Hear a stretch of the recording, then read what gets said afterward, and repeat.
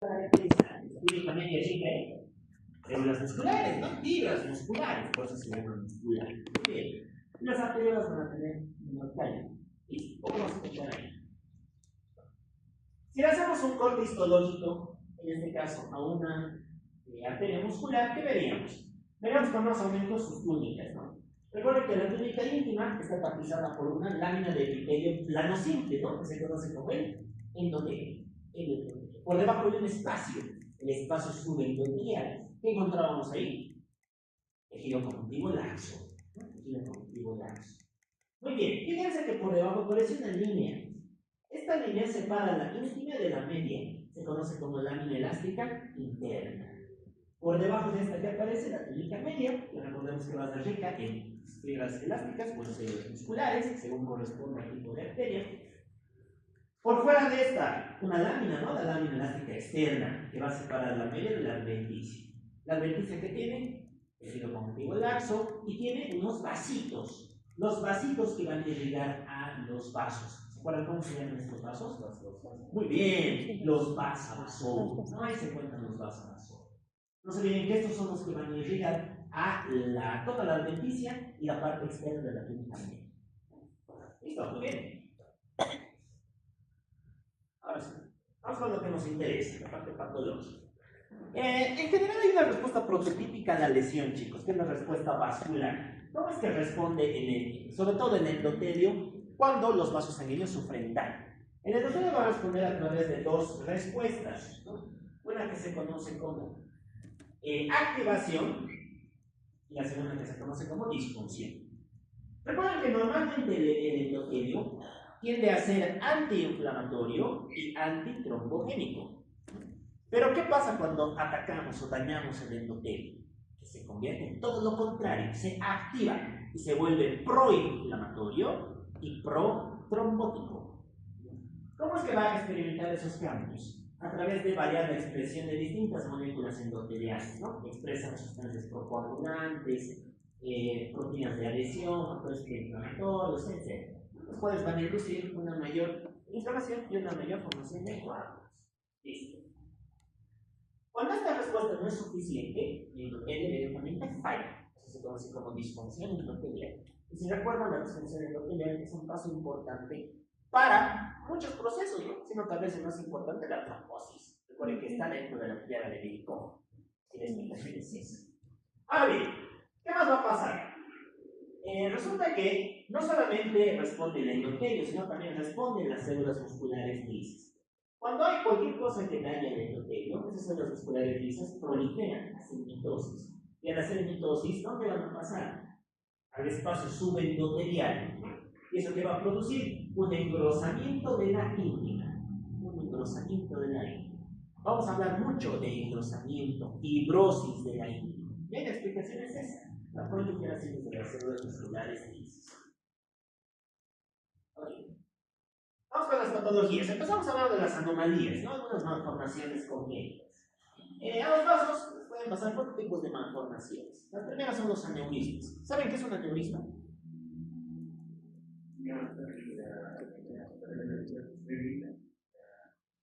Se debilita.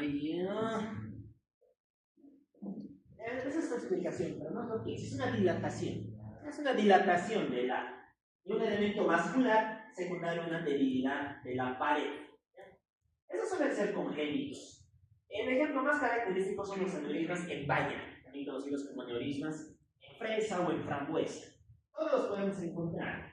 Generalmente se encuentran en zonas de alto flujo. Siempre lo más importante, el polígono de Willis. La interconexión entre la comunicante anterior con la cerebral anterior. Desde luego es una zona crítica, ¿no? ¿Se acuerdan para qué servía el polígono de Willis? Aquí me irriga. El cerebro, muy bien, al cerebro. Imagínense que uno de estos aneurismas se rompa. ¿Qué va a pasar? Toda la sangre va a salir por ahí, vamos a poner una OVC o una hemorragia subaracnoidea. Entonces suele ser una patología que se presenta asintomática, salvo que se rompa. Después tenemos las fístulas. ¿Alguien sabe qué es una fístula? Una comunicación anómala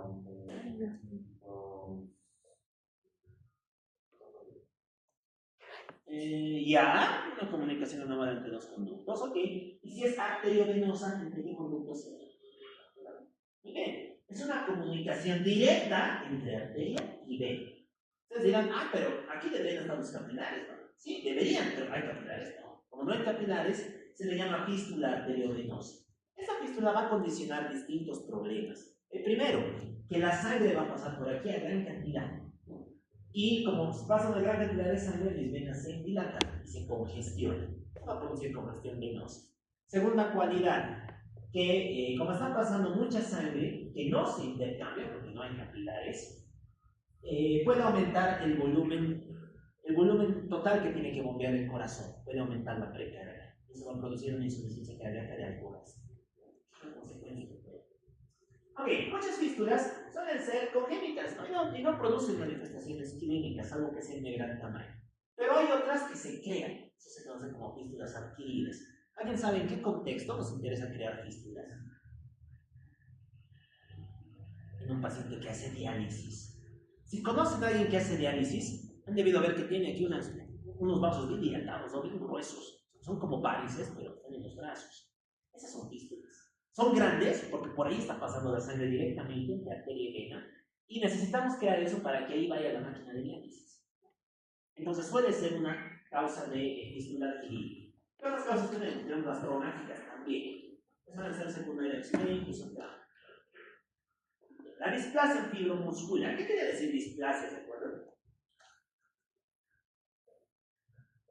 Crecimiento celular desorganizado. Fibromuscular. ¿Quién estará creciendo?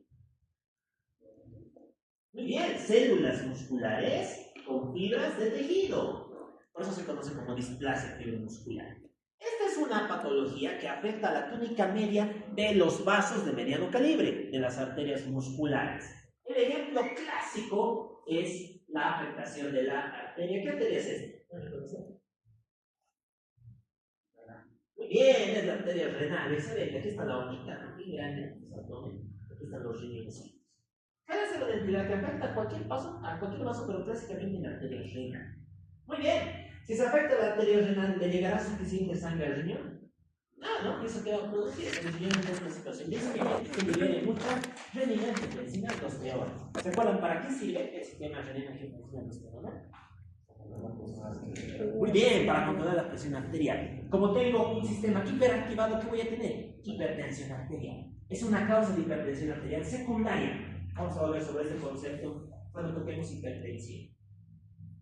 Bien, finalmente el origen anómalo de los coronarios. ¿No? Como nombre es cuando las coronarias tienen un origen atípico. ¿No? Ustedes saben que normalmente nacen arriba de las valvas de la valva óptica. Una de izquierda y otra de la derecha. Pero fíjense que pueden tener orígenes anteriores, inclusive a veces nacen de la misma coronaria, etc. No tiene mucha importancia. Bueno, ustedes pueden tener eso y vivir tranquilamente bien, ¿no? Pero sí aumentan ligeramente el riesgo de tener infartos. La principal connotación clínica que tiene. Listo, pasamos a hablar de la hipertensión. El tema de la hipertensión es bastante sencillo, chicos. Para entender esto tenemos que recordar una ecuación básica, que es la ley de Ohm. ¿Se acuerdan qué nos dice la ley de Ohm de la circulación hemodinámica? Nos dice que la presión es igual a gasto cardíaco por resistencia vascular periférica. Muy bien. ¿Cuándo va a haber hipertensión? ¿Cuándo va a subir la presión? Cuando aumente el gasto cardíaco o cuando aumente la resistencia vascular periférica, ¿no? Porque es un producto. Muy bien. Ahora veremos de qué dependía el gasto cardíaco. ¿Cuál era la fórmula de gasto cardíaco?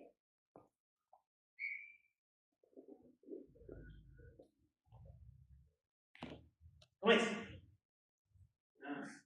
Bueno. Gasto cardíaco es volumen sistólico por frecuencia cardíaca.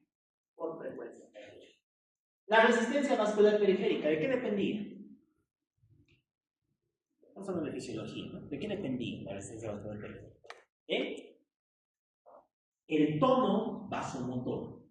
Y recuerden que este tono está dirigido por vasoconstrictores y vasodilatadores. Muy bien. Cuando cualquiera de estos entornos cambie, vamos a tener situaciones que nos predisponen a tener hipertensión arterial. La hipertensión arterial, chicos, se clasifica en dos categorías. Tenemos la hipertensión arterial primaria, también conocida como esencial o idiopática, y la hipertensión arterial secundaria. ¿Por qué creen que la primaria se denomina esencial o idiopática? ¿Qué quiere decir idiopático? Muy bien, no tiene una causa clara. No tiene una causa clara. Esta, como el nombre indica, no tiene una causa bien claramente delimitada. Se han planteado tres distintos factores que podrían causar esta hipertensión. El más importante, una disfunción endotelial, en el sentido de que el endotelio produce muchos vasoconstrictores y produce pocos vasodilatadores. Tiene sentido, ¿no? Porque ¿qué pasa si aumentan los vasoconstrictores y bajan los vasodilatadores? ¿Qué le pasa al tono vascular? ¿Aumenta o baja? Aumenta, muy bien. Y si aumenta, aumenta la resistencia. ¿Cuáles han sido los principales vasoconstrictores asociados? ¿Se acuerdan cuál es el principal vasoconstrictor del cuerpo humano? Muy bien, la endotelina 1. La endotelina 1 ha sido la implicada en este proceso. Dentro de los vasodilatadores, ¿cuáles se alteran? ¿Cuáles dejan de producirse? Muy bien, óxido nítrico, ¿alguno más? Prostaglandina y 2. Los dos dejan de producirse, por lo tanto no hay vasodilatadores. Y a cambio ganamos una hiperfunción de la endotelina 1. Excelente. ¿Se cree que esta es la principal causa? Se cree. No se ha confirmado, pero por lo menos en algunas formas de hipertensión, como la hipertensión pulmonar, sí es la principal. ¿Qué otras causas tenemos?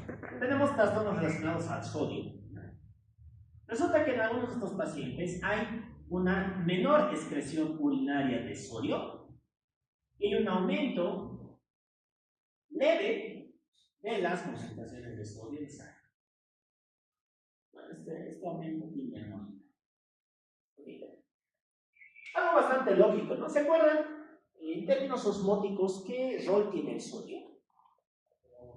Muy bien, retiene agua, ¿no? Si tenemos sodio, vamos a retener agua. Si tenemos sodio y agua, ¿qué tenemos? Volumen. Aumenta el volumen sistólico. Si aumenta el volumen sistólico, aumenta el gasto cardíaco. Si aumenta el gasto cardíaco, aumenta la presión arterial. Entonces, hay distintos alelos implicados, locus, estudios genéticos y demás, ¿no? Pero se ha implicado que probablemente los pacientes con hipertensión primaria tengan alguno de estos dos problemas. Ok, por otro lado tenemos a la secundaria. La secundaria, como bien sabemos, nos está diciendo que es secundaria a algo, ¿no? Hay una causa que es la que está produciendo la hipertensión. Estas causas secundarias pueden dividirse en muchas etiologías. Tenemos por un lado las causas renales, las causas endocrinas, las causas cardiovasculares y las nerviosas o neurológicas. Ok. Renales, ¿qué rol juega aquí el riñón? Pues como habíamos visto, nuestro riñoncito normalmente recibe una cierta cantidad de sangre, ¿no? El flujo sanguíneo renal. Cuando este flujo sanguíneo renal disminuye, ¿qué va a hacer el riñón? Va a liberar renina. Esa renina activa la angiotensina y la angiotensina activa la aldosterona. Muy bien, la angiotensina, ¿qué hacía? Vasoconstricción, por lo tanto va a inducir hipertensión. ¿Qué situaciones van a disminuir el flujo de sangre hacia el riñón? Tenemos una bastante lógica, ¿no? Cualquier cosa que le afecte a la arteria renal. ¿Qué creen que pasaría si es que mi arteria renal se estenosa? Se vuelve más estrecha. La sangre va a venir por aquí. Y por aquí dice, uy, no es suficiente paso. Solamente una pequeña hilera pasa. Y eso va a disminuir el flujo sanguíneo renal. Eso se conoce como estenosis de la arteria renal. Ok. Otra causa. ¿Qué pasa si en mi arteria renal le pongo una placa de arteriosclerosis? ¿Le llegará suficiente sangre al riñón? No. Va a entrar en una situación de isquemia. Esto va a aparecer en la arteriosclerosis renal.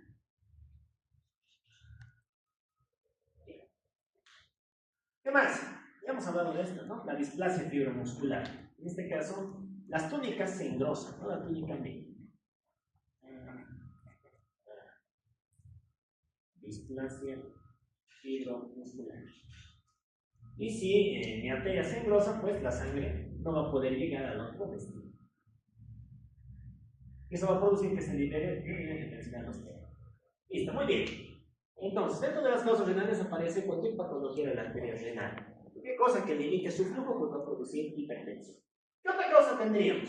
Las causas parenquimatosas, ¿no? En las causas parenquimatosas hay algo que va a dañar al glomérulo. Recuerden que la célula glomerular es la que libera renina, ¿no? Entonces, si mi glomérulo se daña, no va a haber buena liberación va a haber una sobreliberación de renina. ¿Qué causas entrarían aquí? Porque aquí entra desde la insuficiencia renal, entran las vasculitis, entran las glomerulonefritis. Tenemos una gran cantidad de enfermedades que van a producir daño parenquimatoso. Ok, después tenemos a la causa endocrina. ¿Se acuerdan cuál es un órgano endocrino que está relacionado con la hipertensión, con la presión alta, con la regulación de la presión? Los órganos endocrinos liberan algo que regule la presión arterial. El más importante, ¿no? Hemos visto que la renina sale del riñón, la angiotensina está en la sangre, la aldosterona, ¿de dónde sale? La glándula suprarrenal. Pues bien, dibujaremos una glándula suprarrenal. Y ahora le pondremos un tumor. ¿Qué creen que pasa si tengo un tumor de la suprarrenal? Que ese tumor puede liberar una gran cantidad de aldosterona. Y si tengo una gran cantidad de aldosterona, voy a tener hipertensión arterial. Esto se conoce como adenoma suprarrenal. Los adenomas suprarrenales, según el tipo, pueden liberar aldosterona. Eso va a producir hipertensión. Muy bien, ¿qué más? La hormona tiroidea regulará la presión arterial. ¿Se acuerdan? ¿Suena? Sí. Un estado de hipertiroidismo puede tener hipertensión arterial. ¿Qué más? La hormona del crecimiento. ¿Subirá la presión arterial? Sí, ¿no? Entonces, los que tengan gigantismo o los que tengan acromegalia van a tener hipertensión arterial también. Y por último, una gran liberación de catecolaminas, sobre todo de noradrenalina y adrenalina. ¿Quiénes van a tener esto? Los que tengan un tumor de la médula suprarrenal que se conoce como feocromocitoma.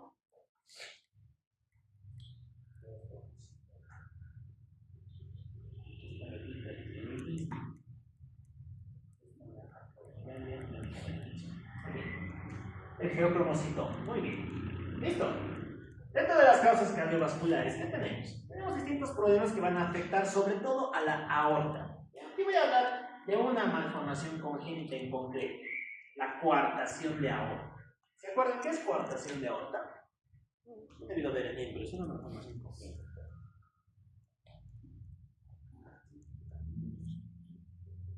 Es cuando mi aorta nace bien, ¿no? Con su raíz, su callado, etc. Y tiene un segmento en el que se estrecha. Está mal formado y después continúa.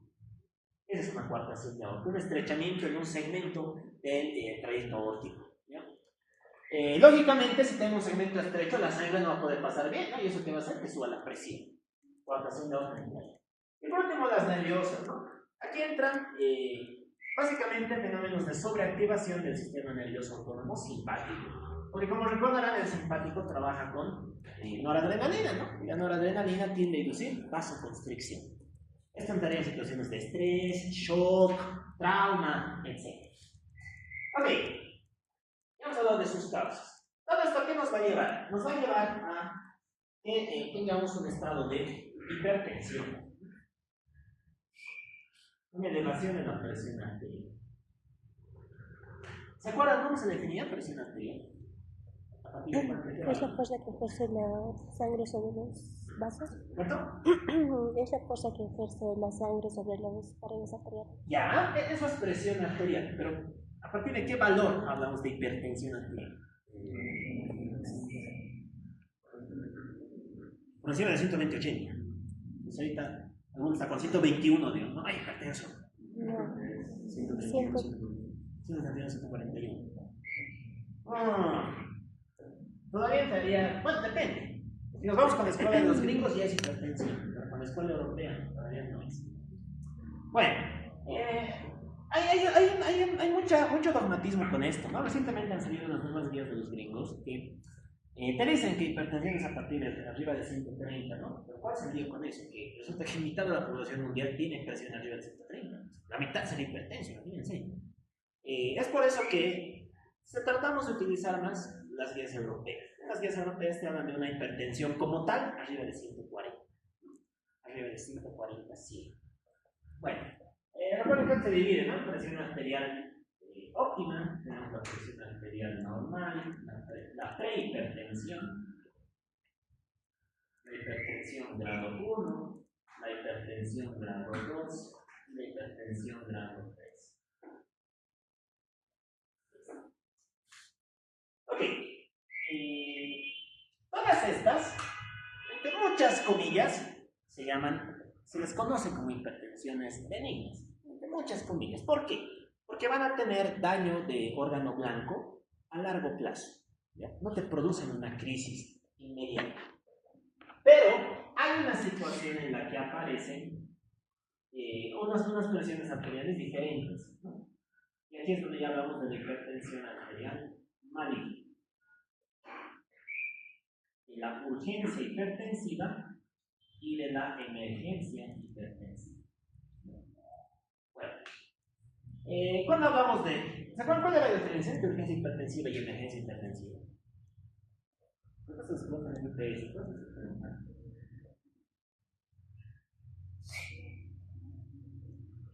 La urgencia no tiene riesgo inmediato para la vida. No lo puedes tratar hasta en 24 horas. La emergencia tiene riesgo vital inminente. Tienes que tratarlo dentro de la primera hora, ¿ya? Ahora bien, ¿cómo definimos hipertensión arterial maligna? Como una emergencia más daño de órgano blanco. ¿Y a qué nos referimos con daño de órgano blanco? Nos referimos a una serie de daños que llegan a ser irreversibles o potencialmente letales para el paciente, ¿ya? Y aquí es donde aparecen las grandes consecuencias de la hipertensión. Resulta que la hipertensión, chicos, puede afectar a una gran cantidad de sistemas, pero hay algunos que se dañan más que otros. El primero yo creo que todos lo conocemos, ¿no? Se puede dañar la retina. Eso se conoce como retinopatía hipertensiva.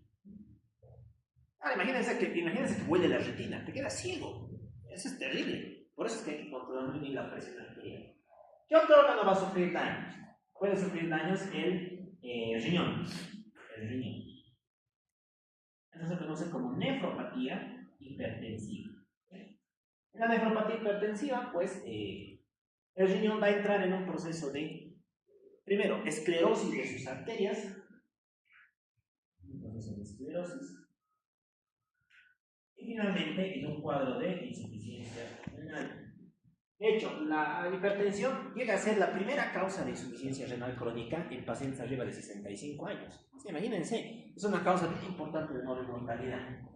¿Qué otra complicación va a tener? Tenemos cambios cardiovasculares.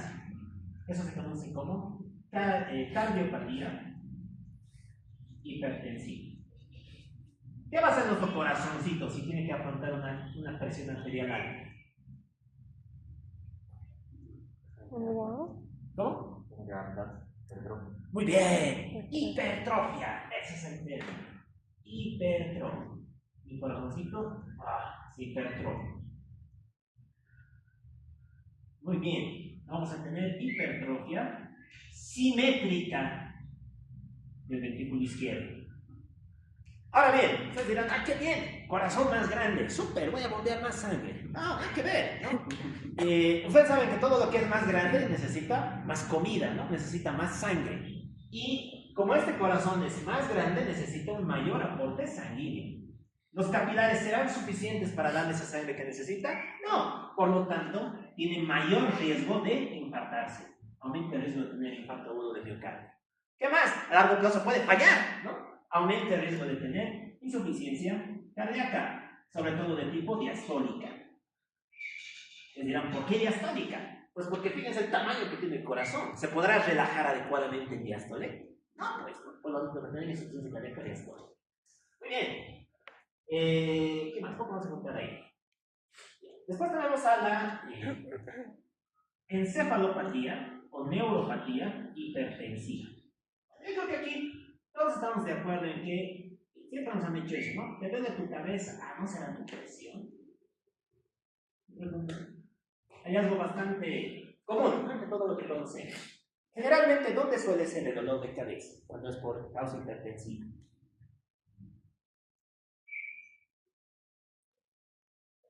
¿Cómo es? Pues en toda la cabeza. Temporal, no. A nivel occipital. Clásicamente es una cefalea occipital. Clásicamente cefalea occipital. Y eso también es parte de la neuropatía hipertensiva. Ya. ¿Qué más? Suele haber alteraciones visuales, ¿no? Claro, tiene sentido. ¿De qué se encargaba la corteza occipital? Procesamiento de la información visual, ¿no? Pueden haber alteraciones visuales, diplopía, visión borrosa, etc. ¿Qué más? Un paciente que tiene presión alta también va a empezar a escuchar cosas raras, ¿no? Tinnitus. Y eso también es parte de la encefalopatía hipertensiva. Listo. ¿Se podrá complicar? Sí, se puede complicar, ¿no? Porque imagínense que esta presión se la ponga a los vasitos del polígono de Wilt. Pueden romperse. Y si se rompen, ¿qué vamos a tener? Un accidente vasculocerebral, sobre todo de tipo hemorrágico. De hecho, la principal causa de AVC hemorrágico es una hipertensión mal controlada, ¿no? Ya se cuenta cómo estamos llegando a integrar cosas que son potencialmente letales para la vida. Ya, ok, ¿cómo se está olvidando? Nada más. Listo. Esto es importante para entender las correlaciones morfológicas. Resulta que morfológicamente, chicos, la hipertensión nos va a producir dos tipos de alteraciones histológicas.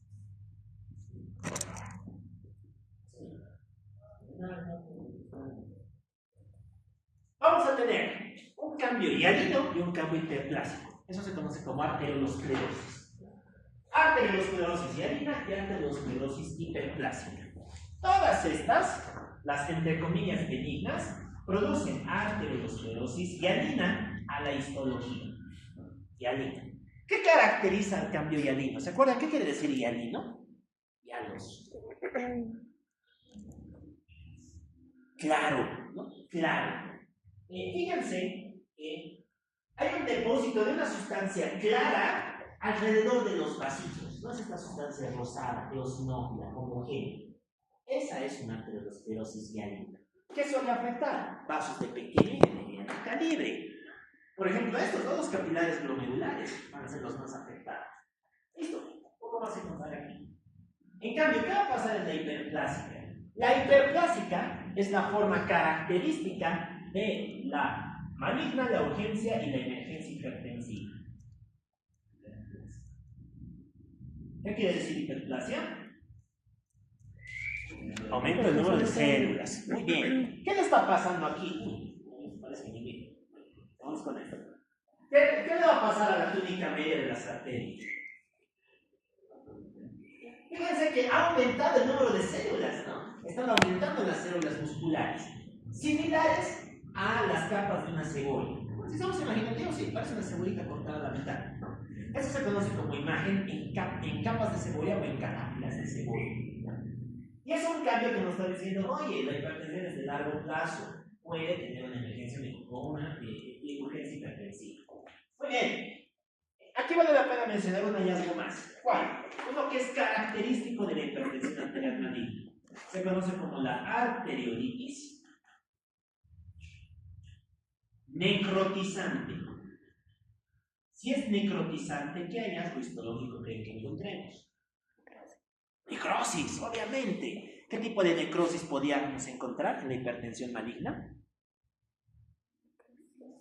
Necrosis fíbrica. Directamente estas capas se van a ver más o menos así, como esto, ¿no? Fíjense aquí, está una imagen bien borrosa, ¿no? Donde no se ven los núcleos. Es así, la arteriolitis necrosante. Porque ya no vemos núcleos, las células han muerto. Eso es característico de la hipertensión arterial maligna. ¿Listo? Ok, pasamos a la otra entidad, la arteriolosclerosis. ¿Qué es arteriolosclerosis? Esta se define como el engrosamiento de la pared arterial con pérdida de su elasticidad. Estos Los vasos van a ser muy gruesos. Como son muy gruesos, no se relajan adecuadamente. La aterosclerosis es un conjunto de trastornos, chicos. Vamos a encontrar 4 entidades aquí. De la primera ya hemos hablado, ¿no? La aterosclerosis como tal. Este es el cambio de la hipertensión. Recuerden que puede ser diabetes o puede ser hipertensión. ¿Listo? El segundo se conoce como esclerosis de la vía de Monckeberg. Este es un trastorno, bueno, más que un trastorno, es un cambio degenerativo. Un cambio degenerativo propio de ¿quiénes? De los viejitos. De hecho, todos los viejitos, a partir de sus 60, 70 años, empiezan a tener este cambio. ¿En qué consiste? Fíjense, tenemos una túnica íntima, una media, ¿y qué le pasa a la media? ¿Qué es esto? ¿El color oscuro? ¿Necrosis? No, no es necrosis. La necrosis es mucho más clara, es rosada, es morado, oscuro. Esto es calcio. La túnica media se calcifica. Esa es la esclerosis de la media de Monckeberg. La túnica media de los vasos de gran calibre se calcifica. Si está calcificado, será más rígido o menos rígido. Más rígido, obviamente, y eso puede producir que suba levemente la presión arterial. Entonces dirán, pucha, ¿ahora qué hacemos? Ya ni modo, operaremos. Quitaremos. Está calcificado, ya no sirve, ¿no? Todos vamos a llegar a esto. ¿Tiene sentido tratar esto? No, si es natural, es parte de la edad. ¿Para qué lo vamos a tratar? Esto no se trata. Y de hecho, ni siquiera produce manifestaciones clínicas significativas. Es por eso que en general no se la maneja, no se la trata. Okay. Después tenemos la hiperplasia fibromuscular de la íntima. No la confundan con la displasia fibromuscular. ¿En qué consiste la hiperplasia? Un aumento del número de células fibromuscular de la túnica media con células musculares y elementos fibrosos. En este caso, ¿hacia dónde? Hacia la íntima. Entonces, la hiperplasia fibromuscular de la íntima. Ahora bien, ustedes dirán, ¿por qué? ¿Por qué tiene que ocurrir esto? Bueno, no tiene una causa muy clara, pero sí se va vinculado con algo, con los stents. ¿Alguien conoce qué es un stent?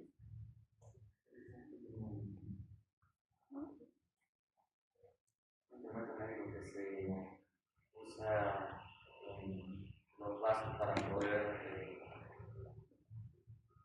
abrirlo. Muy bien, para poder abrirlo otra vez, ¿no? ¿Qué pasa si es que, digamos, me infarto? No tengo aquí un infarto, ¿no? Bueno, puede entrar, ¿no? Podemos hacer eso. Entramos con una sondita, destruimos este tronco, y para que no se vuelva a tapar, le ponemos un capuchón interno. ¿Para qué? Para que esto se quede abierto. Para que se quede abierto. Listo. Y de ese modo no se vuelve a infartar. Esto clásicamente, ¿dónde se hace? Se hace en los trasplantes de órganos, o se hacen las coronarias. Muy bien. ¿En qué consiste la hiperplasia fibromuscular de la íntima? Que el cuerpo dice, oye, ¿por qué está esto aquí? ¿Por qué está este plástico en las paredes de mis vasos? Lo cubriré, dice. Bien bueno del cuerpo. Dice, no, lo volveré parte de mí. Entonces comienza a proliferar su túnica íntima. ¿Para qué? Para volver a convertirlo en vaso. Pero fíjense que al hacer esto, ¿qué está produciendo? Un estrechamiento en el flujo de la sangre, ¿no? ¿Y eso qué va a producir? Pues hipertensión, isquemia, etc. De hecho, esto suele ser la primera causa de rechazo crónico de los trasplantes. Estamos hablando de que se te han pasado un riñón y de aquí a 5 o 10 años ya no sirve. ¿Por qué? Porque ha pasado esto. Esto es muy difícil de manipular y es algo que a largo plazo necesariamente un poco. Bueno, y la última, la aterosclerosis, que es de la que vamos a hablar ahora. Aterosclerosis es una patología fascinante.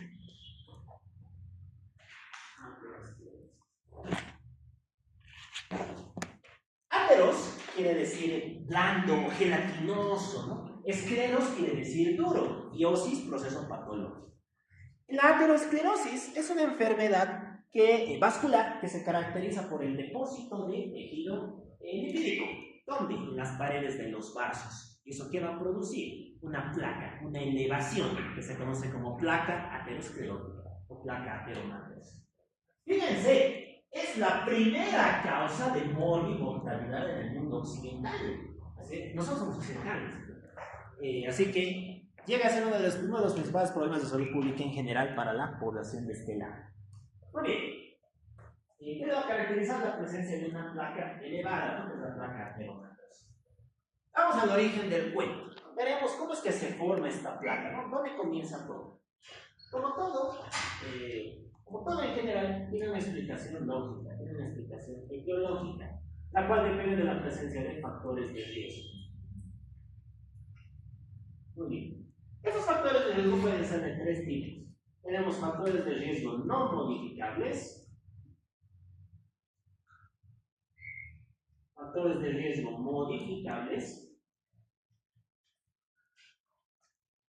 y factores de riesgo potenciales o en ascenso.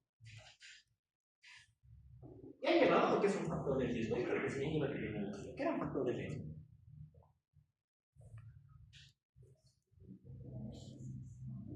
Toda aquella circunstancia o situación que aumenta tus probabilidades de enfermar o de morir, ¿no? Estos factores de riesgo pueden ser de estos tres tipos. No modificables. ¿Se acuerdan cuáles serán factores de riesgo no modificables en las enfermedades? ¿Cuál? Ya, muy bien. La genética. También hay un componente genético, ¿no? En el cual hay personas que tienen problemas manejando las grasas. El ejemplo más característico es una forma de enfermedad congénita. La hipotirolemia familiar. Recuerden que tienen seis subtipos, etc. Esto ya lo hemos visto en patología genética en anteriores semestres. ¿Qué más? ¿Cuál es otro factor de riesgo no modificado?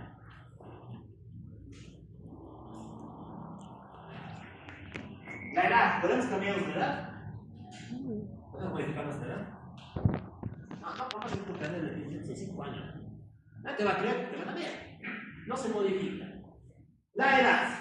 ¿A partir de cuándo es más frecuente la aterosclerosis? A partir de tus 50, de los 40 a los 50 años.